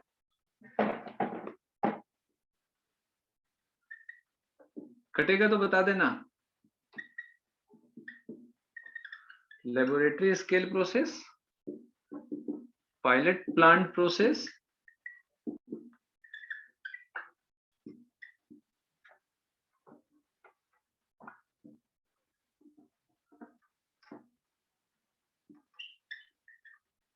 मैन्युफैक्चरिंग यूनिट,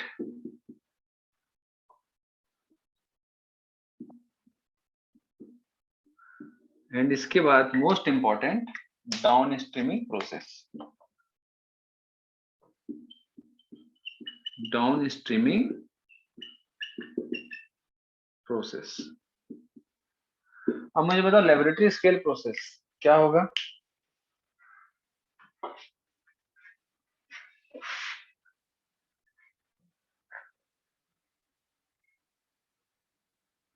बताओ भाई, भावना, लेबोरेटरी स्केल प्रोसेस क्या होगा? समझ रहे हो हेडिंग? आप लोग हेडिंग समझ आ रहे हैं? Industrial utilization of biotechnology involves 3 main steps, ठीक है। तो सबसे पहले लेबोरेटरी स्केल प्रोसेस, इसमें क्या होगा भावना? सब जो जीन बना है उसको टेस्ट करेंगे कि वर्क कर रहा है कि नहीं। सबसे पहली बात तो हम रिकॉम्बिनेंट प्लाज्मिड बनाएंगे और रिकॉम्बिनेंट बैक्टीरिया बनाएंगे, बैक्टीरिया का कल्चर बनाएंगे। समझ आ रहा बात है ना? मतलब जो भी हमारा बैक्टीरिया है जिसमें रिकॉम्बिनेंट प्लाज्मिड है, हम उसको सेपरेट है, तो ये लेबोरेटरी में ही होगा। याद है मैं आप लोगों को मैंने बताया था, लेबोरेटरी में पहले बनाएंगे हम। जेनेटिक इंजीनियरिंग कहाँ करते हैं? लेबोरेटरी में बनाएंगे। ये टेस्ट ट्यूब है, ये लेबोरेटरी में बनाएंगे, उसके बाद तो ये फैक्ट्रीज में जाएगा। याद आ रहा है? देन उसके बाद क्या करेंगे भाई? Pilot plant scale. Pilot plant scale में क्या होगा? जो भी लेबोरेटरी में हम लोगों ने बनाया है उसकी क्वालिटी को टेस्ट करेंगे, उसकी क्वालिटी को टेस्ट करेंगे। समझ आ रहा बात? ठीक है, तो ये तो समझ आएगा लेबोरेटरी में हो रहा है ना? कल्चर सेपरेट और स्ट्रेन को सेपरेट करेंगे, ठीक। देन पायलट प्लांट प्रोसेस में हम क्या करेंगे? क्वालिटी टेस्ट करेंगे। समझ आ रहा है कि भाई जो हमारा इंसुलिन बन रहा है उसकी क्वालिटी कैसी है, वो किस टाइप का है, काम कर रहा है नहीं कर रहा है, ठीक है। देन उसके बाद हम क्या करेंगे भाई? जो टेस्ट ट्यूब है उसको हम लोग बायोरिएक्टर्स में कन्वर्ट करेंगे। टेस्ट ट्यूब जो रहता है, टेस्ट ट्यूब से इस कल्चर को हम क्या करेंगे? कल्चर को हम ट्रांसफर करेंगे। कल्चर को ये सब मैंने नोट्स में दिया है। Culture transfer from test tube to bioreactors, ठीक है। मैन्युफैक्चरिंग यूनिट में क्या होगा? मैन्युफैक्चरिंग यूनिट में क्या होगा? प्रोडक्ट का मैन्युफैक्चर, प्रोडक्ट का मैन्युफैक्चर करेंगे बहुत लार्ज अमाउंट में, ठीक है। बायोरिएक्टर्स के थ्रू प्रोडक्ट को हम क्या कर रहे हैं बेटा? बना रहे हैं मैन्युफैक्चरिंग यूनिट में। उसको बहुत सारा प्रोडक्ट बनाएंगे क्योंकि थोड़ा सा तो होगा नहीं। टेस्ट ट्यूब से हम लोग ट्रांसफर कर रहे हैं बायोरिएक्टर में। बायोरिएक्टर में क्या हो रहा है? 100 to 1000 लीटर का बड़ा बड़ा वेसल का इस्तेमाल कर रहे हैं, तो सीधी सी बात है ये फैक्ट्री में ही होगा, ठीक है। तो फैक्ट्री में हम क्या करें? इंसुलिन को मैन्युफैक्चर कर रहे हैं, बना रहे हैं। अब जो उसके बाद बन गया, इंसुलिन बन गया। क्या अब इस जो इंसुलिन है इसमें बन गया है ना? इंसुलिन इसमें बना है, क्या इस इंसुलिन को आप डायरेक्टली यूज कर सकते हो? बोलो, क्या ये जो इंसुलिन है इस रिएक्टर में, बायोरिएक्टर में या लार्ज वेसल में, ये इंसुलिन मैन्युफैक्चर हो गया, मैन्युफैक्चरिंग यूनिट में मैन्युफैक्चर हो गया, क्या आप इस इंसुलिन को यूज कर सकते हो? बोलो, अरे कोई भी बोलो भाई। वहाँ लिखा है ना डाउनस्ट्रीम प्रोसेसिंग। अरे तो मैं जो पूछ रहा हूँ वो बताओ, ये यहाँ पर इंसुलिन यूज करोगे क्या? हाँ सर, कर सकते हैं। यहाँ पर इंसुलिन को जो यूज करोगे बेटा, इस बायोरिएक्टर में हम लोगों ने क्या क्या डाला है? बैक्टीरियल कल्चर, न्यूट्रिएंट, ठीक है, ये सारा चीज हम डाले हैं। तो यहाँ पर इंसुलिन के साथ साथ बैक्टीरिया भी है, उसका वेस्ट प्रोडक्ट भी है, न्यूट्रिएंट्स भी है, ये सारी चीज है। तो हम इसको कैसे यूज करेंगे? एज अ मेडिसिन के रूप में, क्योंकि इसमें तो बैक्टीरिया भी है, उसके बायो प्रोडक्ट्स भी हैं, समझ आ रहा बात, न्यूट्रिएंट्स भी है। तो क्या करना पड़ेगा? हम हटाना पड़ेगा बोलो, बाकी चीजों को। बाकी चीजों को हटाना पड़ेगा। That is separation. समझ आ रहा बात आप लोगों को? That is down streaming process. जो मेन चीज है वो क्या बताता है? Separation and purification. Separation and purification of product. समझ आया बात? Separation and purification of product, समझ आया कि यस नहीं? सर। है ना भाई? सीधी सी बात है, इंसुलिन के साथ में बैक्टीरिया भी है, बाय प्रोडक्ट्स भी है ना, बहुत सारे न्यूट्रिएंट्स भी है। तो अब हम क्या करेंगे कि बैक्टीरिया और बाकी न्यूट्रिएंट्स को अलग करते जाएंगे और इंसुलिन को सेपरेट करते जाएंगे। सेपरेट करने के बाद क्या करेंगे? उसको प्यूरिफाई करेंगे, इंसुलिन को पूरा का पूरा सेपरेट कर लेंगे। देन इसी प्रोसेस को हम सेपरेशन एंड प्यूरिफिकेशन को डाउनस्ट्रीमिंग प्रोसेस बोलते हैं, जो कि एग्जाम में पिछले 6-7 सालों में 3-4 बार रिपीट हो चुका है डाउन स्ट्रीमिंग प्रोसेस का। डाउन स्ट्रीमिंग प्रोसेस का क्वेश्चन 2-3 बार, 3 बार कम से कम रिपीट हो गया पिछले 6-7 साल में, ठीक है। इसलिए ये इतना इंपॉर्टेंट है, क्योंकि ये प्रोसेस के बाद ये प्रोसेस बहुत जरूरी है, तभी तो हम यूज कर पाएंगे। लेकिन अगर वो एक मेडिसिन है तो फिर उसकी क्वालिटी टेस्टिंग होगी, ठीक है, और उसको एनिमल ट्रायल होगा। भाई इंसुलिन आपने बना दिया, डाउन स्ट्रीमिंग के थ्रू सेपरेशन किया, प्यूरिफिकेशन कर दिया, आपके हाथ में इंसुलिन आ गया, लेकिन अब इस इंसुलिन को आप डायरेक्टली बेच नहीं सकते, तो आपको क्या करना पड़ेगा, सबसे पहले इसका क्वालिटी टेस्ट करना पड़ेगा, ठीक है। आफ्टर डाउन स्ट्रीमिंग क्या करना पड़ेगा, क्वालिटी टेस्ट, ठीक है। कैसे करोगे भाई, एनिमल टेस्टिंग करेंगे, एनिमल टेस्ट करेंगे, मतलब पहले दूसरे मैमल्स में इसको यूज करेंगे, फिर बंदरों में इसको यूज करेंगे, देन ह्यूमन ट्रायल होगा, देन उसके बाद ह्यूमन ट्रायल होगा। जब सारे ट्रायल्स जो हैं, सारे ट्रायल पूरे हो जाएंगे, देन उसके बाद क्या करेंगे, बोलो, देन उसके बाद क्या करेंगे, ये ट्रायल कंप्लीट हो गया, उसके बाद क्या करेंगे, बोलो, ऐसी थोड़ा भैया, पैकेजिंग करेंगे एंड मार्केटिंग, सेलिंग। समझ पा रहे हो बात?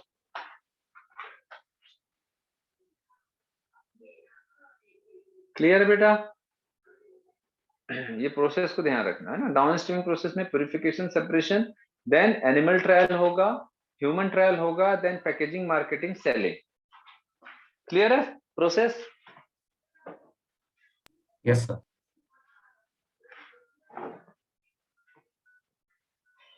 सेलिंग क्यों? अब सीधी सी बात है, ये सारा प्रोसेस क्यों कर रहे हैं,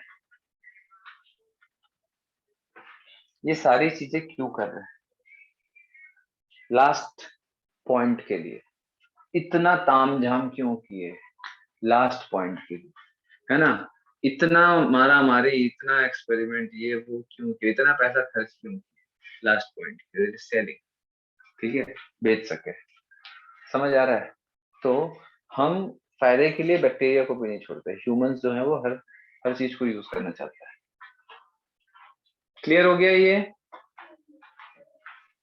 प्रोसेस ऑफ बायोटेक्नोलॉजी? सर एक डाउट था इस चैप्टर में। हाँ बोलो। सर जैसे जीन क्लोनिंग के पहले रिकॉम्बिनेंट डीएनए बनाना पड़ता है ना प्लाज्मिड में डाल के, लेकिन जीन क्लोनिंग का एक और प्रोसेस आप पढ़ाए थे पीसीआर नाम का, उसमें तो प्लाज्मिड था ही नहीं, उसमें तो क्या चीज? और उसमें प्लाज्मिड की जरूरत नहीं पड़ती बेटा, वो मशीनरी प्रोसेस है। सर तो उसमें वो मशीन, रिकॉम्बिनेंट डीएनए कैसे बनाया? अगर उसमें रिकॉम्बिनेंट डीएनए नहीं बनता है बेटा, उसमें जीन की कॉपी होती है, उसमें रिकॉम्बिनेंट डीएनए कहाँ बनाया है? उसमें तो कोई भी एक जीन है, इस जीन की कॉपी बन रही है बस, जीन की क्लोनिंग आर्टिफिशियली कर रहे हैं मशीन के थ्रू, उसमें आरडीएनए नहीं बनता है, ठीक है। सर तो जैसे जेल इलेक्ट्रोफोरेसिस करके जीन निकाल लिया तो उसको पीसीआर में डाल दिया, फिर आगे कैसे करेंगे, प्लाज्मिड है ही नहीं। अब जो पीसीआर किए हो ना आप, पीसीआर सर। किसका करते हैं, किसका करते हैं? अगर इसका आंसर आप दोगे तो आपको चीजें क्लियर हो जाएंगी। पीसीआर आप कर रहे हो वो किसका कर रहे हो? डिजायर्ड जीन का। डिजायर्ड जीन का। क्यों कर रहे हो? सर प्रोटीन बनवानी है उससे आगे। प्रोडक्ट, कोई भी प्रोडक्ट बनाना है, ठीक है ना। तो हाँ सर। है ना, तो भाई जो पीसीआर कर रहे हो वो आपके डिजायर्ड जीन की कॉपी करने के लिए है, ठीक है। तो इससे आपको प्रोडक्ट बनाना है, लेकिन जो पीसीआर है इससे आप प्रोडक्ट नहीं बना सकते। प्रोडक्ट किस में बनेगा? कोई एक लिविंग ऑर्गेनिज्म में बनेगा, क्योंकि लिविंग ऑर्गेनिज्म में ही डीएनए अपने आप को एक्सप्रेस करता है। समझ पा रहे हो बात? ठीक है। आप जैसे इंसुलिन बना रहे हो, ये जो इंसुलिन मैं यहाँ पर बना रहा हूँ, ये इंसुलिन मैं किसके द्वारा बना रहा हूँ, किसके द्वारा बना रहा हूँ? मैं एक लिविंग ऑर्गेनिज्म बैक्टीरिया के थ्रू बनवा रहा हूँ, ठीक है। तो मुझे उस लिविंग ऑर्गेनिज्म में मेरा डिजायर्ड जीन को पहले डालूंगा, डालने के बाद वो जो प्लाज्मिड है, इस बैक्टीरिया में जो प्लाज्मिड है वो रेप्लिकेट होगा, रेप्लिकेट होने के साथ साथ में वो अपने आप को एक्सप्रेस भी तो कर रहा है, ठीक है। लेकिन रेप्लिकेट होने के साथ में एक्सप्रेस करने वाला काम वो पीसीआर में नहीं होता है। पीसीआर में सिर्फ जीन की क्लोनिंग होती है। ये जो क्लोन्ड जीन है, बहुत सारा जो डिजायर्ड जीन है, इस जीन को मैं प्लाज्मिड में डालता हूँ, देन प्लाज्मिड को मैं एक लिविंग ऑर्गेनिज्म बैक्टीरिया में डालता हूँ, और ये लिविंग ऑर्गेनिज्म बैक्टीरिया जब भी अपने आपको जीने खाने के लिए सरवाइव रखेगा, मल्टीप्लाई करेगा, ठीक है, और उसके जो सेल में एंजाइम्स बनेंगे, इस बैक्टीरिया के सेल में एंजाइम बनेगा, क्यों बनेगा? उसको जिंदा रखने के लिए। तो साथ साथ हमारा भी प्रोटीन बना देगा। वो बनाएगा नहीं, उसका डीएनए ऑटोमेटिक ये काम करेगा, एक्सप्रेस कर रहा है। तो जैसे कोई एक बैक्टीरिया है ना, वो हमारा इंसुलिन क्यों बनाएगा? एक्चुअल में वो हमारा इंसुलिन नहीं बनाता है, वो अपना नॉर्मल फिजियोलॉजिकल फंक्शन करता है। मतलब वो अपना जीने खाने के लिए वो सारा चीज कर रहा है, वो हमारे लिए नहीं काम कर रहा है। उसको तो मालूम भी नहीं होता है कि वो हमारे लिए काम कर रहा है। हमारा इंसुलिन वो बना रहा है, उसको बिल्कुल नहीं मालूम होता है, ठीक है। तो हमने लेकिन क्या किया, यहाँ पर इंसुलिन का जीन डाल दिया। तो अब ये जो बैक्टीरिया है, ये जिएगा, खाएगा, ठीक है, अपने आप को जिंदा रखेगा। तो कोई भी लिविंग ऑर्गेनिज्म एक्सेप्ट वायरस, है ना, कोई भी लिविंग ऑर्गेनिज्म जब अपने आप को जिंदा रखता है तो फिजियोलॉजिकल फंक्शन करता है, मेटाबॉलिक रिएक्शंस होते हैं बॉडी में। तो मेटाबॉलिक रिएक्शन में बहुत सारे एंजाइम इन्वॉल्व होते हैं, बहुत सारे प्रोटीन एक्सप्रेस होते हैं। तो ये सारे प्रोटीन कौन एक्सप्रेस करता है? बैक्टीरिया का डीएनए। ये डीएनए हो या ये डीएनए हो, ठीक है। तो जब इसका सेल फिजियोलॉजिकल फंक्शन करता है, मेटाबॉलिक रिएक्शन करता है, अपने आप को जिंदा रखने के लिए डिफरेंट टाइप ऑफ एंजाइम बनाता है, तो साथ साथ ये जो जीन है ये भी अपने आप को एक्सप्रेस करेगा as a part of metabolic reaction. तो ये क्या करेगा? ये किस फॉर्म में एक्सप्रेस होगा? ये इंसुलिन के फॉर्म में एक्सप्रेस होगा। तो ये चीजें पीसीआर में नहीं होगा। समझ आ रहा बात? वो सिर्फ डिजायर्ड जीन की कॉपी बनाते हैं हम। क्यों बनाते हैं? मैंने आपको उस समय बताया था कि ऐसा इसीलिए करना पड़ता है कि भैया जो भी हम जीन निकाल रहे हैं, इंसुलिन का जीन निकाल रहे हैं, ठीक है, वो ऑलरेडी बहुत टफ प्रोसेस है। एक पेनक्रियास के सेल से इंसुलिन जीन निकालना, या जो डीएनए है जिसमें इंसुलिन का जीन है, उस डीएनए को निकालना ऑलरेडी एक टफ प्रोसेस है।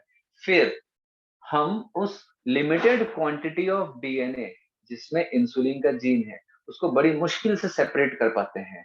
तो बहुत ही कम क्वांटिटी हमारे हाथ में होता है। अब ये जो कम क्वांटिटी है, ये हम बैक्टीरिया में डालने की कोशिश कर रहे हैं, लेकिन अगर ऑलरेडी क्वांटिटी कम है, ठीक है, तो हमारा जरूरी नहीं है कि जितना, अगर 10 जीन निकला है तो 10 के 10 10 बैक्टीरिया में चले जाए, ये कोई जरूरी नहीं है। मे भी एक ही जीन जो रहता है बैक्टीरिया के साथ में जुड़े, ठीक है। तो ये क्या होगा बेटा? आरडीएनए बनने की पॉसिबिलिटीज बहुत कम होती है। तो हमको क्या करना पड़ेगा? नंबर ऑफ डिजायर्ड जीन को बड़ा करना पड़ेगा, ज्यादा करना पड़ेगा। ज्यादा होगा तो पॉसिबिलिटी है थोड़ा ज्यादा जो आरडीएनए है वो बनेगा, ज्यादा रिकॉम्बिनेंट बैक्टीरिया बनेगा। समझ पा रहे हो आप लोग? इसीलिए हम क्या करते हैं, डिजायर्ड जीन की क्वांटिटी को बढ़ाने के लिए हम पीसीआर टेक्निक का इस्तेमाल करते हैं। बस क्लियर हो रहा है? या और कुछ डाउट है तो पूछो। तो सर कुल मिला के पीसीआर करने के बाद उसको प्लाज्मिड में जोड़ रहे हैं? बिल्कुल, ठीक है। हाँ ऐसे सर, भी जोड़ सकते हैं, ऐसे भी क्लियर। जोड़ सकते हैं। ऐसा नहीं है बेटा आप बिना पीसीआर के नहीं जोड़ सकते, ऐसा नहीं है, ठीक है। लेकिन वो स्पीड के ठीक लिए है, है। हाँ, वो स्पीड, मतलब इस प्रोसेस को स्पीड अप करने के लिए, क्वांटिटी बढ़ाने के लिए, नंबर ऑफ रिकॉम्बिनेंट बैक्टीरिया को बढ़ाने के लिए, ठीक है। क्योंकि भाई खुद ही सोचो, प्रोबेबिलिटी वाली काम होता है ना यहाँ पर, कि भाई अगर 100 डीएनए है तो जरूरी नहीं है कि 100 के 100। मैंने आपको बताया था ना कि बहुत सारे मैंने बैक्टीरिया बताया, जैसे मतलब मान के चलो 10 बैक्टीरिया बताया, तो मैंने आपको दसों के दसों में मैंने रिकॉम्बिनेंट प्लाज्मिड को शो नहीं किया था, याद है? तभी तो हम एंटीबायोटिक रेजिस्टेंट वाला जो टेस्ट होता है, कलर रिएक्शन होता है, वो क्यों करते हैं? क्योंकि हर बैक्टीरिया में रिकॉम्बिनेंट प्लाज्मिड एंटर नहीं करता है, ठीक है। तो जो प्लाज्मिड है ऑलरेडी हर प्लाज्मिड में, जैसे कि मान के चलो मैं 100 प्लाज्मिड लिया, 100 इंसुलिन का जीन लिया, दोनों को मिलाया, तो 100 में से 100 जीन और प्लाज्मिड नहीं जुड़ने वाले, कुछ ही जुड़ेंगे। इमेजिन करो 10 जुड़ा, इमेजिन करो 10 जुड़ा। अब ये जो 10 जुड़ा है, दैट इज रिकॉम्बिनेंट प्लाज्मिड। क्या ये 10 रिकॉम्बिनेंट प्लाज्मिड 10 बैक्टीरिया के अंदर घुसेगा? सारे के सारे घुसेंगे? बोलो। नहीं सर। नहीं, चांसेस ऐसा बिल्कुल नहीं है कि सारे के सारे जुड़ जाएं, सारे के सारे प्लाज्मिड बैक्टीरिया के अंदर घुसे। कोई मतलब पॉसिबिलिटी ऐसा 100% नहीं बनता है, लेकिन कुछ तो बनेगा। तो मे बी 10 में से 2 ही प्लाज्मिड बैक्टीरिया के अंदर जाए, तो ये तो बहुत कम क्वांटिटी हो गई ना। तो हमको क्या करना पड़ेगा, डिजायर्ड जिन की क्वांटिटी को बढ़ाना है। प्लाज्मिड तो हमारे पास बहुत सारा है, जितना जुड़े जुड़े, जितना घुसे घुसे, उसके बाद जो थोड़ा सा मिला फिर उसको हम मल्टीप्लाई कर दें कल्चर मीडिया। ठीक है? Yes sir.